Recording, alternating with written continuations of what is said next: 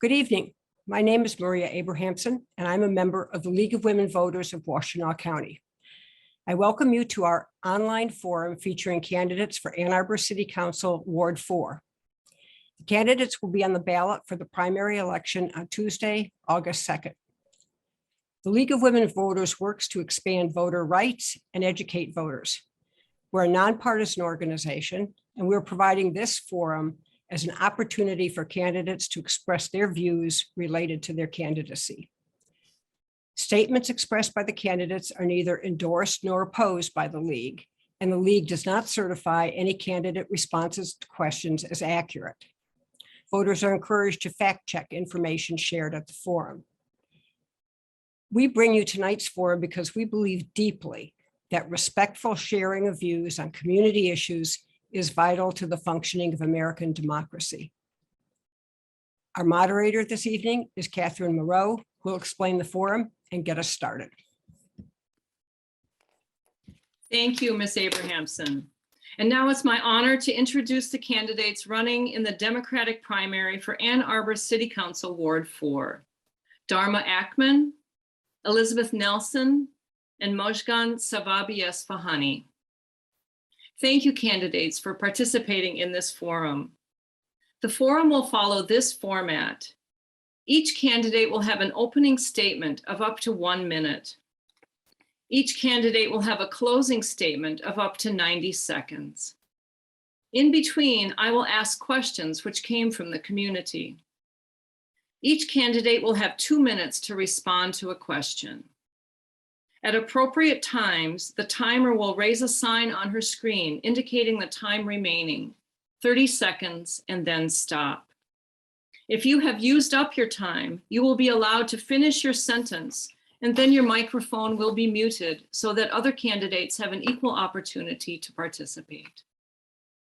The candidates will begin speaking in alphabetical order by last name. Depending on the number of questions, all candidates will have an opportunity to be the first or last to answer the questions. We're now ready for your opening statement, Ms. Akmon. Well, thank you so much, and thank you to the League of Women Voters for hosting and moderating this forum. I'm Dharma Akmon, and I'm running to be your 4th Ward Council member. Currently, I'm an elected trustee and the Vice President of the Ann Arbor District Library. I've lived in Ann Arbor for 20 years. 17 of those years have been in the 4th Ward. I'm a first-generation college student. I earned my PhD in information science from U of M, and today I work as a research scientist at U of M's Institute for Social Research. I'm running because our residents deserve strong city services and good governance, because people who want to live here increasingly can't afford to, and because we're at a critical crossroads with climate change. To address our challenges, I believe Ann Arbor needs leaders who collaborate, problem solve, and build effective working relationships.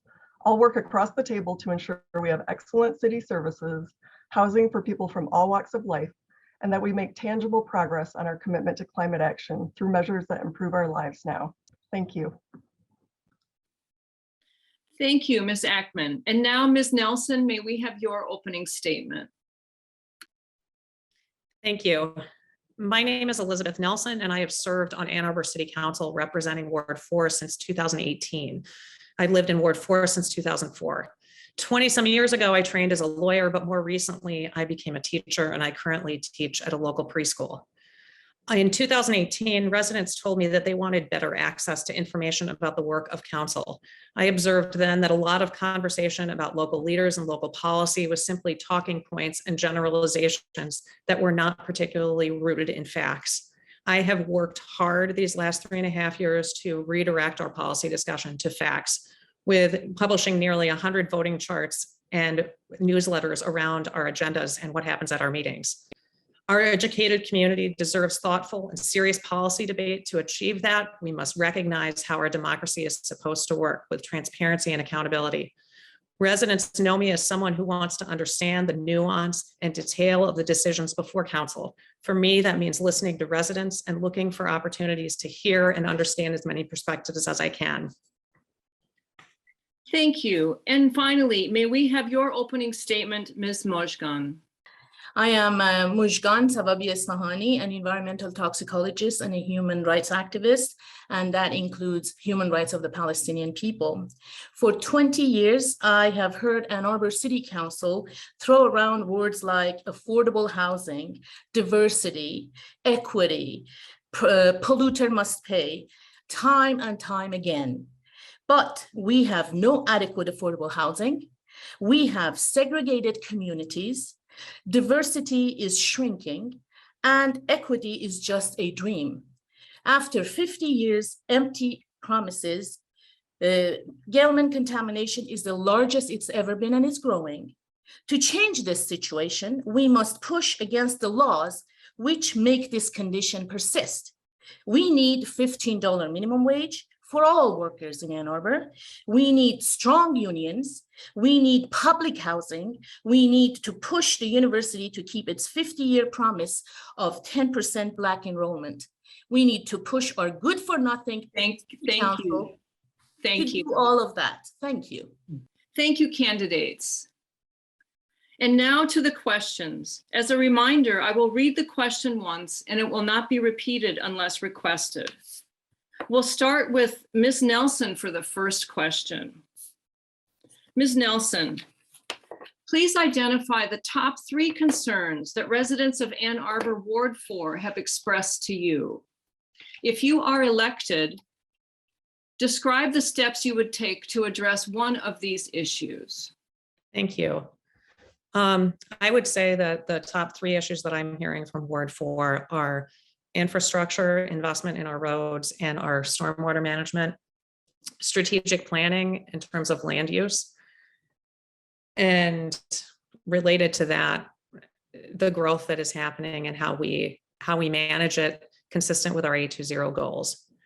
I think that the biggest priority for me is making sure that our strategic planning around land use moves forward in a thoughtful way that actually engages resident participation.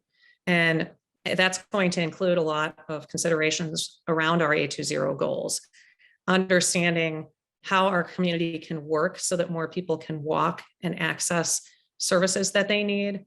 Right now, Ward 4 is looking at where current plans and current zoning are not actually meeting that particular need, particularly looking at examples like the George, where that community lost a significant amount of retail and it has not been replaced, and it looks like it might never be. As we move forward and anticipate the inevitable growth in the area around Briarwood Mall and the recently approved Valhalla development, residents are going to be looking for someone who's willing to listen around what their concerns are, what their needs are, and how we can make our community more functional in a way that is environmentally sustainable. And that has been a priority for me since my election. How I would achieve this kind of engagement is probably a lot of the work that I have already been doing, engaging with residents in a meaningful way through my website, hosting coffee hours before every single council meeting, and alerting residents to every opportunity that I am aware of for them to engage in our processes of public survey, public engagement meetings. I really do believe that we can move forward together if we listen to each other. Thank you. Thank you, Ms. Nelson. Next, Ms. Mozhgan, same question to you. I'll unmute myself. I think people who I've talked to, they're seriously concerned about the different factions on the city council, and they are worried that this war between them is harming everything. It is absolutely true. There is factions on city council. There is the mayor's slate, and then there is slaves to the mayor and his slate. This is a big problem. This is an ugly problem. And everybody is concerned that mayor and his slate are not serving the public. They are serving the interests of developers.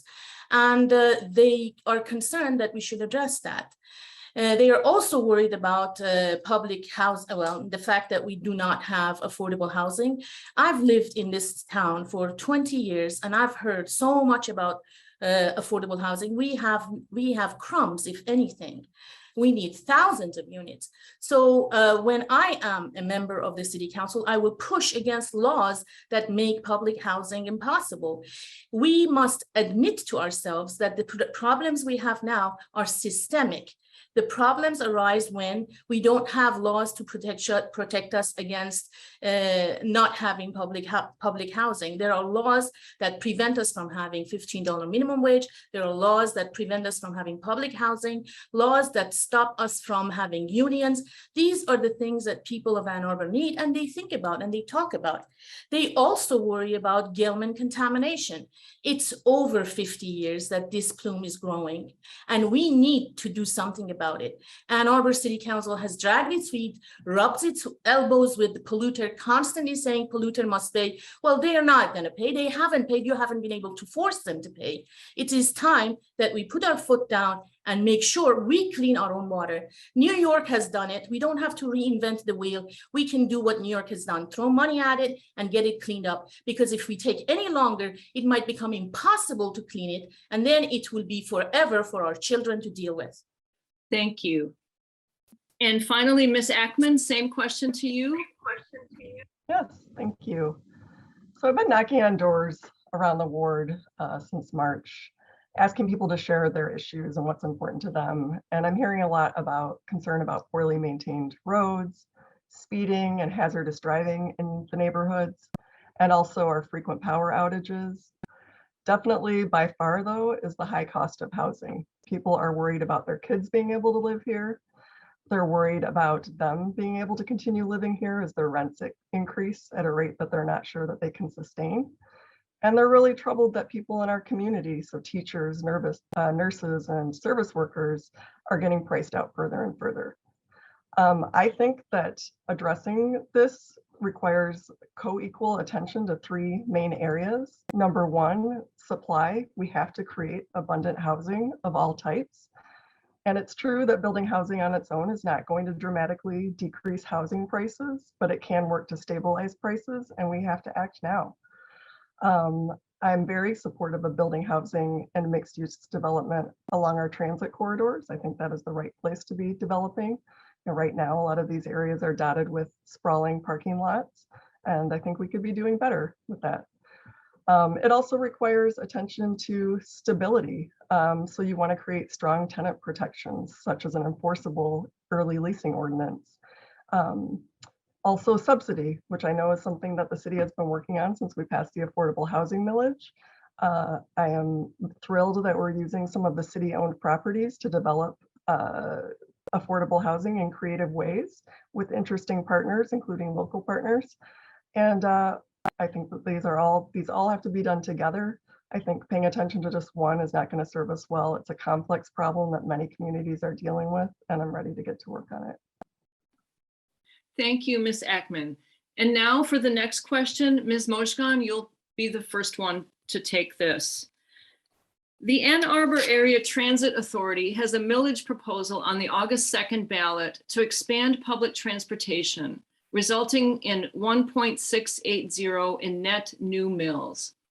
MLive reported recently that AATA ridership in 2021 was 27% of pre-pandemic levels. Do you support or oppose the transit millage, and why? Ms. Mozhgan? I think there is not enough that I can say that I agree with increasing our transportation facilities. Buses, multiple buses, more time for everyone to be able to use it. There is not enough buses that you can put on our streets. I am all for it. I think it should be expanded. There should be more of it and make it available to everyone, make it cheaper for everyone, make it more frequent so people can depend on buses from going from this end to the other end, not having to take many buses. It can go straight. I am completely for it. Unfortunately, we have not really made much of an advance on that, and we have to push for it. I am all for it. I think that this is a very great idea. It will cut down on emissions.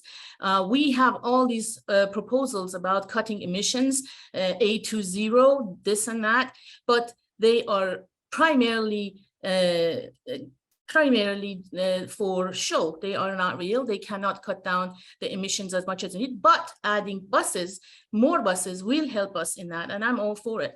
I hope that they will push for more public transportation than one they have now. And I think that instead of making ourselves busy with things like cosmetic measures like A20, while we know that that is not going to really make a dent in global warming, what will make a dent is things like this: increase transportation, buses, and I will be all for it.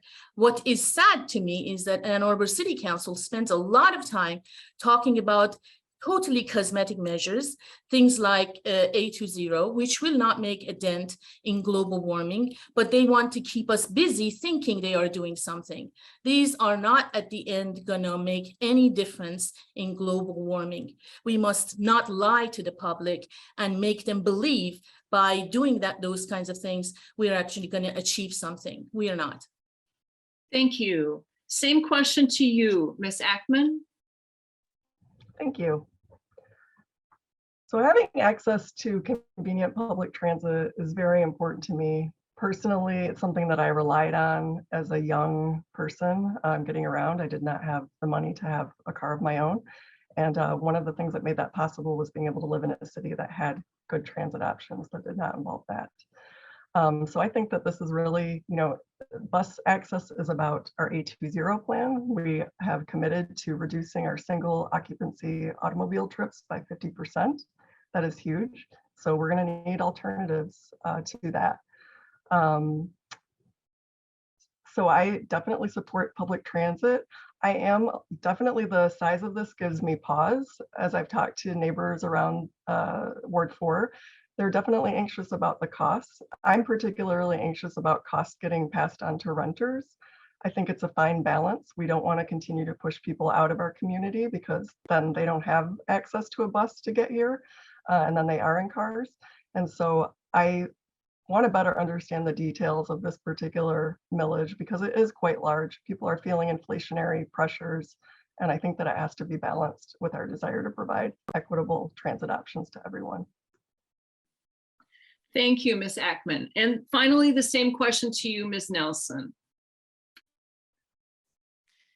I have heard the same mixed response to this millage because it is so sizable, and I will confess to not having looked into the details of it at this point.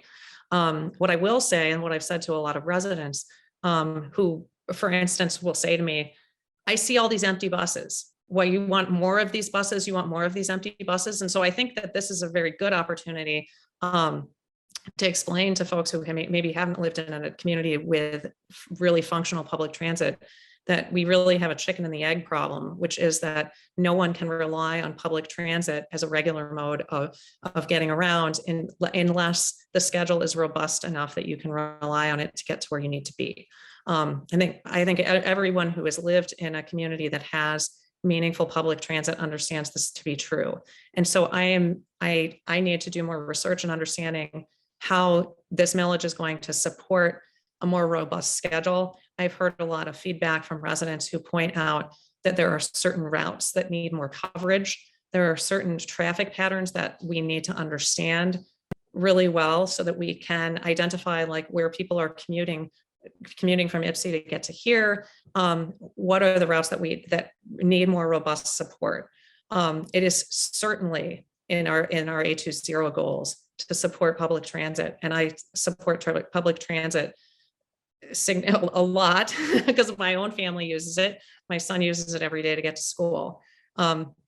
So I urge all residents to look at this millage carefully. And I also encourage residents to think about how public transit works better when we invest in it.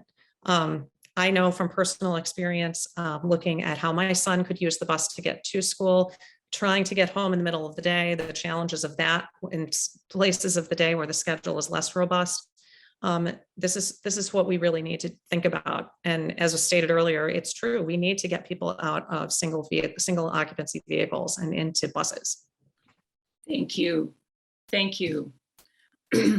Okay, next question, Ms. Akmon, it will go to you first. Please give us a story of how you made a difficult personal or professional decision because of a core value that you hold? Wow, that's a great question. A difficult personal, did you say, can you repeat the question? Sure. Please give us a story of how you made a difficult personal or professional decision because of a core value that you hold. Well, I guess I'll tell the story of I've made decisions in my life based on my commitment as an environmentalist, and they haven't always been the easiest options. I mean, we're at the point right now in my family that we could afford 2 cars. That wasn't the case when I was a young adult. It's the case now. I very intentionally do not own a car myself because I strongly believe that it's not an environmental way to get around, and I have other options. So, for the last probably decade, I've forgone that. I get around by bike. I have accustomed myself to riding in the winter. I learned from other people how to do that, and I made that a thing. And so I think, sometimes that involves a little bit of personal, I wouldn't say it's difficult in terms of physical hardship, but I think it's worth it. And I also think that that's an example that I am proud to carry into my life. I think it's influenced people that I work with, and I think it's a way that I live my values every day. Thank you. The same question to you, Ms. Nelson. I'm afraid that the first thing that came to mind was pretty deeply personal. My family struggled in a serious way when my father had a debilitating stroke, and there was disagreement in my family about who should be his guardian. My mother was not in a mental state to take that on, and we had a lot of debate within my family about whether or not it was worth rocking the boat and disrupting a relationship with our mother. After seeing our father suffer, I took a pretty serious stand in my own family in defense of my father's care, because a core value for me is identifying where people are vulnerable and standing up for them. I've carried that core value forward in a lot of my work on council when people bring policy issues to me and identify who's in the vulnerable part of the equation. I am very sensitive to situations where stakeholders are not heard. My personal experience growing up in a family where family members suffered from mental illness taught me a lot about what happens when you accept the status quo and are not able to speak up. When people are in a position where they don't feel that they will be believed. I think that fundamentally I'm a much better listener because I am that much more sensitive to situations where people are vulnerable and they feel powerless and they don't necessarily expect to be listened to. Thank you. And finally, the same question to you, Ms. Mozhgan. Thank you. I have been, since I arrived in the United States, been discriminated against. I've been told to modify my story so that it will get attention at all.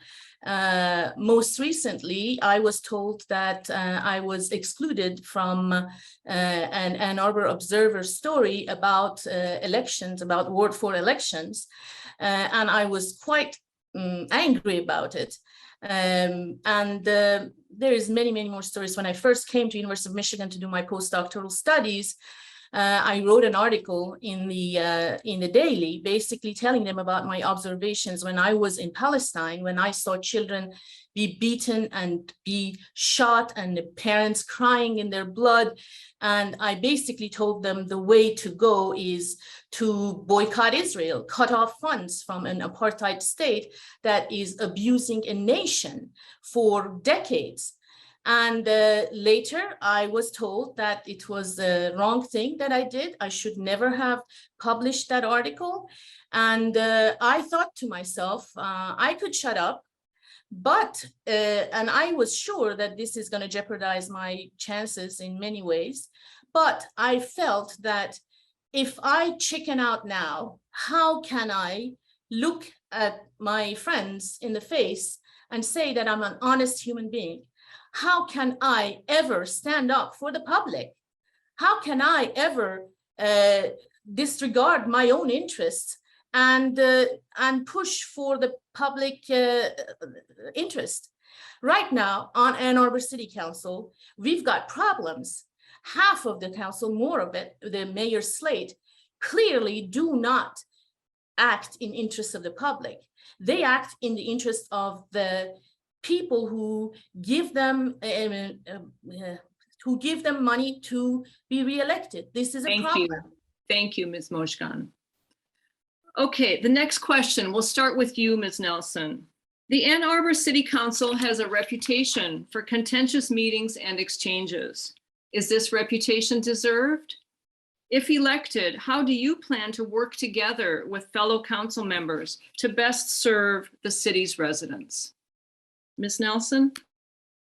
I tell residents that when you make the effort to dig into the facts and details, you realize that our disagreements about policy are relatively small, yet we often talk about them emotionally as if they are enormous. People who choose to live here and people who would like to live here recognize that Ann Arbor is a special place. We typically share the same goals and are simply debating strategy on how to get there.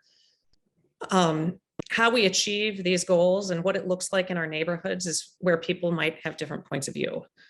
When voting, I look at each issue individually, sometimes agreeing with the mayor and sometimes respectfully disagreeing, but always trying to represent the interests of Ward 4. My campaign has largely been financed by donations from Ward 4 residents, and I have taken no money from special interests like Lansing-based PACs. In 2018, I pointed out that we don't make good decisions when we simplify issues, define them as all or nothing, or insist that any dissent or skepticism is intolerable or unacceptable. Residents see this dynamic and see how it has gotten worse under a council majority that the mayor literally calls Team Taylor. In 2020, 5 winning candidates on Team Taylor reported spending over $150,000. And of that, $50,000 was spent on professional consultants and campaign managers, some of whom overlap different campaigns. We have seen at higher levels of government what happens when these team dynamics of big money, misinformation, and emotional rhetoric displace serious debate and thoughtful compromise. And I believe we can do better. I've worked hard to explain my thinking around issues with facts and information for residents to consider as well. I'm committed to serious and fact-based discussion of local issues of controversy. And frankly, I think that is the antidote for all of the worst that we are seeing now on Ann Arbor City Council. Thank you. The same question to you, Ms. Mozhgan. Thank you. Yes, we have a big problem on the different factions on City Council. The mayor's slate was shot out of a big money cannon, and the rest of the City Council is just their slaves. The mayor and his slate washed into power on a ocean of fat cat campaign contributions, and boy, are they serving those contributors. The mayor's slaves can do little but to whimper. With all due respect, I have seen very little accomplished with Ms. Nelson in the chair of our elections. My compass, when I'm elected, will be the needs of the people. Workers in Ann Arbor need $15 minimum wage. They need a union. They need good public housing, and they need clean environment. They need good drinking water. I will work to achieve all of that. Why won't City Council immediately apply its living wage ordinance to maximum extent allowed by law to all workers in Ann Arbor? You've had the chance to do it all along. Why haven't you done it? Why haven't you done it?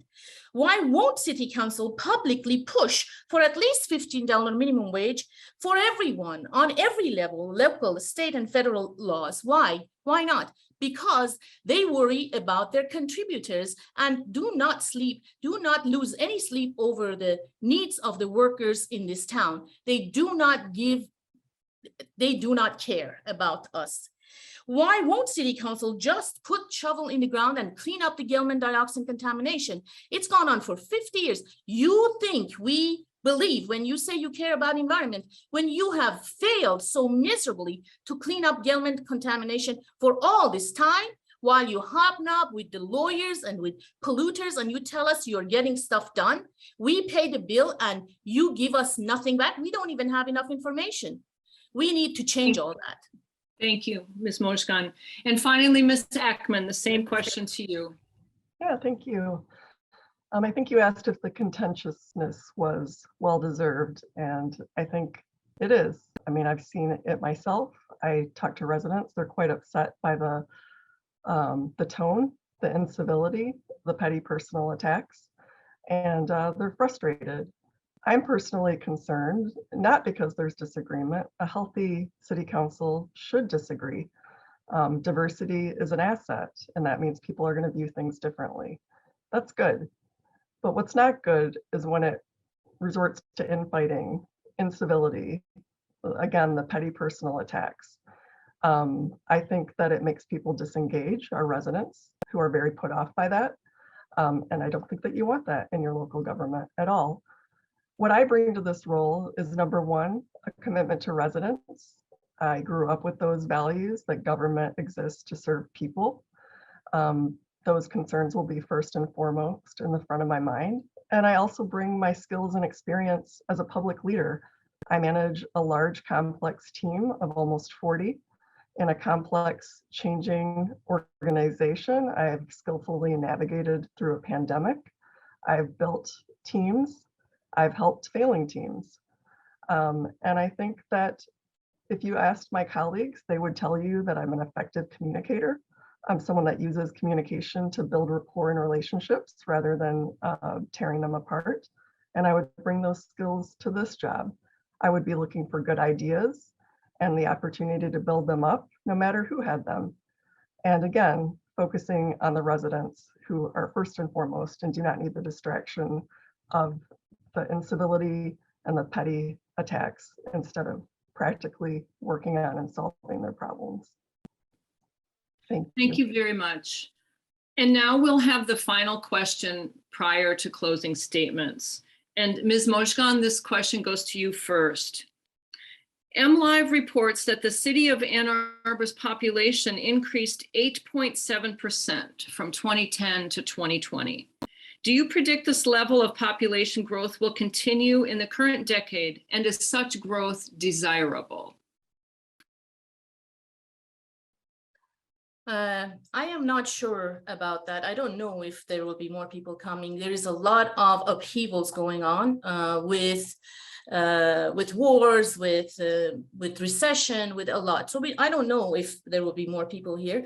But what I do know is that we don't have enough housing, affordable housing, if they want to call it that, in this town for people who are already here. We have thousands, we need for thousands of affordable housing.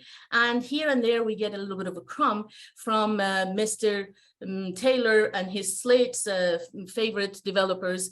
We get a few crumbs from them. That's not enough. What we need to do is to recognize that we've got a systemic problem.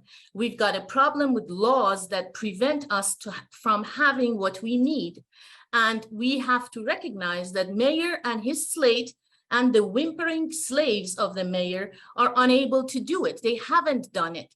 They do not push against laws that prevent us from having $15 minimum wage.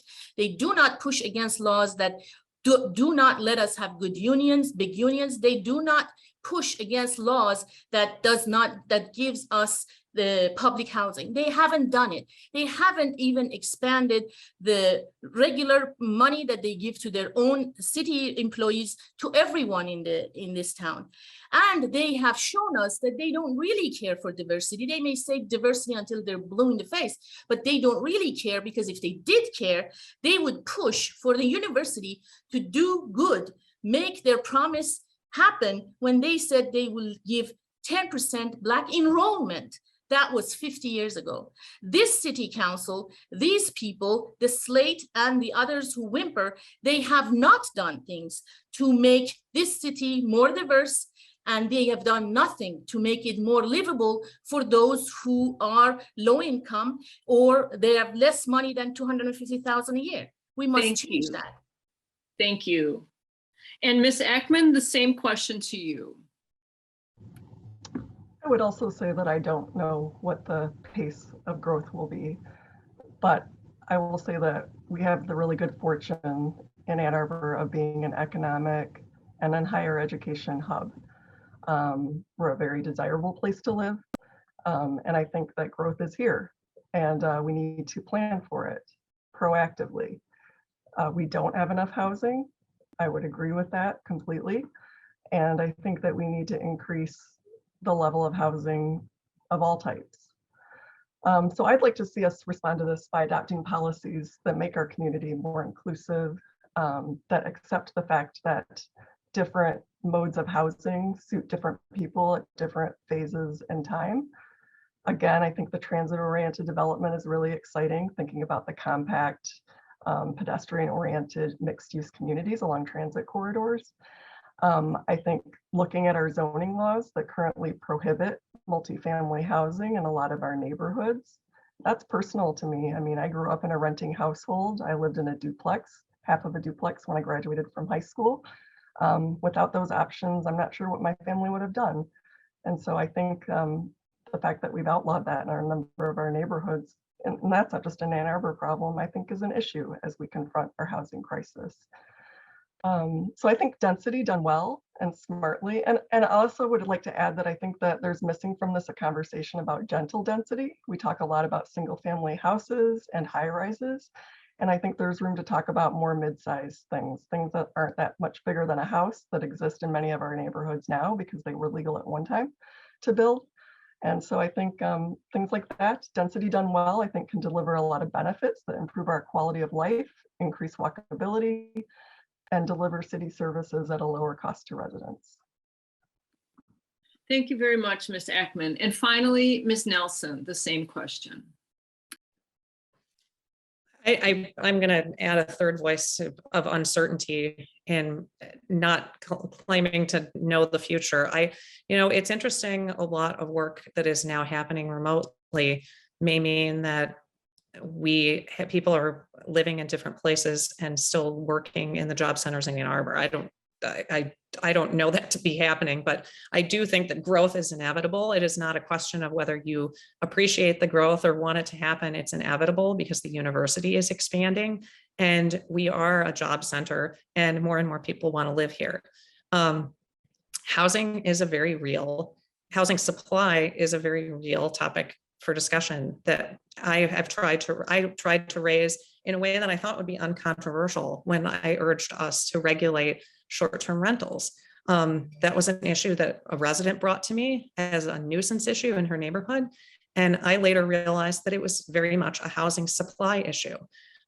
We passed an ordinance that was very strong and then amended it to create loopholes so that now we have businesses that are unlicensed doing short-term rental under the radar because we have muddied the standard. Some short-term rentals are allowed in residential areas, some are not. You can't tell which is allowed and which isn't without actually checking on records at the city. I think we need to have a lot of conversations about where we're losing housing in ways that we don't need to lose it. A couple hundred housing units should have returned to the long-term housing market if we had sustained the original ordinance passed around short-term rentals. And I think we also need to talk seriously about gentrification. And when we create zoning that is incentives for redevelopments and gentrification, what categories of housing are lost when we do that? So this is a very complicated question. And I think I'm always interested in talking more about what we can do to expand our housing supply. Thank you. And now it is time for the closing statements. We will begin with Ms. Akmon, and you have 90 seconds. Okay, well, thank you again to the League of Women Voters, to the moderators, and to my fellow candidates. This particular forum means a lot to me because I was on the other side, so I feel like I've come full circle. The greatest gift of campaigning and knocking on thousands of doors across the board has been talking and connecting with residents. You've shared your love for Ann Arbor and your experiences living here. I've heard your concerns about infrastructure and housing affordability and your frustration with incivility and discord on the city council.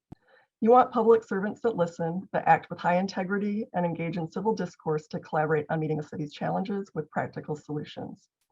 I'm committed to these values, and what's more, I bring the skills and the disposition to enact them. I'll focus on improving the lives of Ann Arbor residents, and will work collaboratively with fellow council members, constituents, and staff to do so. I've already begun building a strong coalition of over 20 elected officials, community leaders, and organizations who believe in me and my ability to deliver, including Senator Jeff Irwin, County Commissioner Katie Scott, Mayor Christopher Taylor, several sitting council members, and the entire Ann Arbor District Library Board. To learn more about my campaign and how to contact me, please visit dharma482.com. I look forward to meeting and talking with you, and I hope to earn your vote on August 2nd. Thank you very much. And Ms. Nelson, your closing statement. Thank you.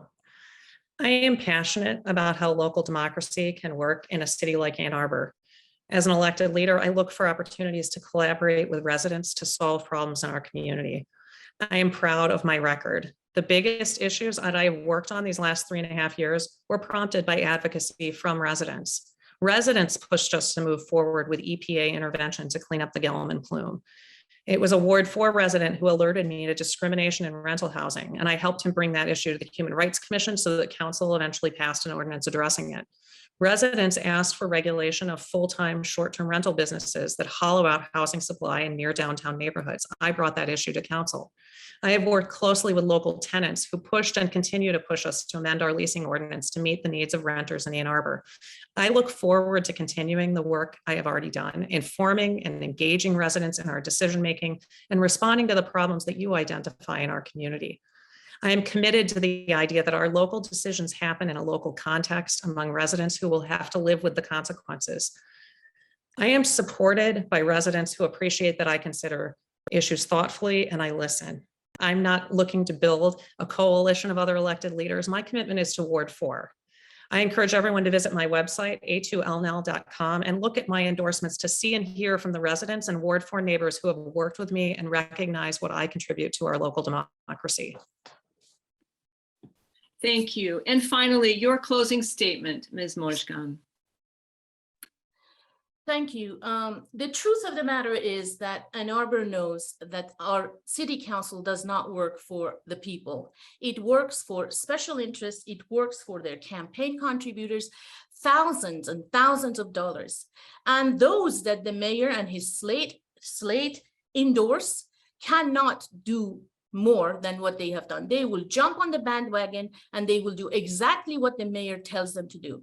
Ms. Nelson, I am in your ward. I have emailed you, asked you for things, and you've never responded to me.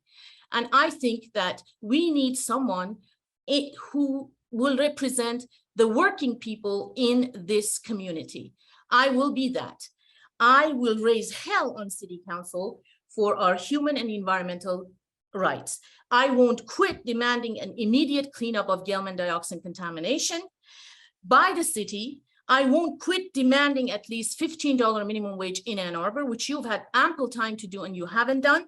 I won't shut up about my resolution to stop military aid to Israel. Millions of people are dying, are suffering under massive, massive occupation of Israel. I insist that city council must work for the working people in this town, not for the rich fat cats. That means I demand that Lansing and Washington tear down the laws they created to keep you underpaid and without a union. The entire workforce ought to be unionized. Then we can actually expect to have healthcare, affordable housing, no more racist wars, and no more racist clowns in the White House. Thank you. Thanks to all of you for participating in this valuable session. Maria Abrahamsen will now provide closing comments. The League thanks the candidates for participating in tonight's forum and also thanks those who contributed questions. All of our candidate forums are available for streaming from our website, lwvwashington.org. The forums can also be viewed on Ann Arbor's cable television network. We ask you to urge others to watch these forums and to please share the links with them. If you'd like additional nonpartisan information on candidates and ballot issues, go to vote411.org. That's the League's voter resource guide covering local, state, and federal candidates and current ballot proposals. Want to remind you that all voters are now eligible in Michigan to cast an absentee ballot, and Michigan law permits Election Day registration. Whether you vote by absentee ballot or in person, please vote in the August 2nd primary election. We thank you and have a good evening.